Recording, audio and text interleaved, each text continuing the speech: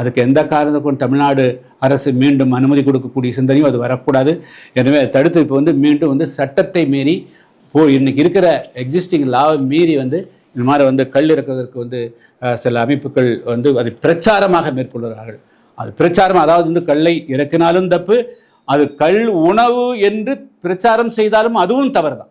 இன்னும் அது கலப்படத்தில் வரும், தவறான பிரச்சாரம். இதை நம்பி யாராவது ஒரு சாதாரண ஒரு பெண்மணி இது பால்னு சொல்லி இது தென்னம்பால் பனம்பால் நம்பி குழந்தைகளுக்கு கொடுத்தா அது என்ன ஆகும்?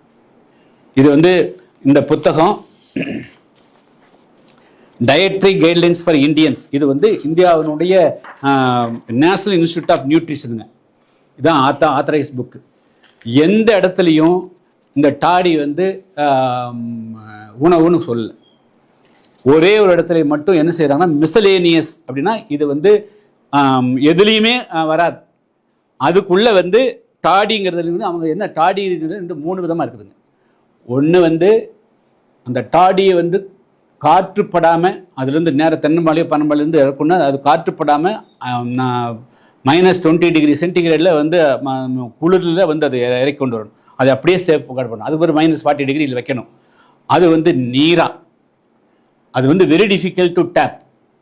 அதுக்கடுத்து அப்படி பானைகளில் சுண்ணாம்பை தடவி அதை எடுத்தோம்னா அது பதநீர் அல்லது திடுவு அப்படின்னு சொல்லுவோம். அந்த இம்மீடியட்டாக உடனடியாக ஐஸ்லையும் வைக்காம பானை சுண்ணாம்பும் போடாமல் நேரடியாக இறக்குனா அது கல். இந்த டாடின்னு இவங்க சொல்கிறதெல்லாம் அந்த நீராவை தான் அவங்க குறிப்பிட்றாங்க, தவிர டாடியை குறிப்பிடலை.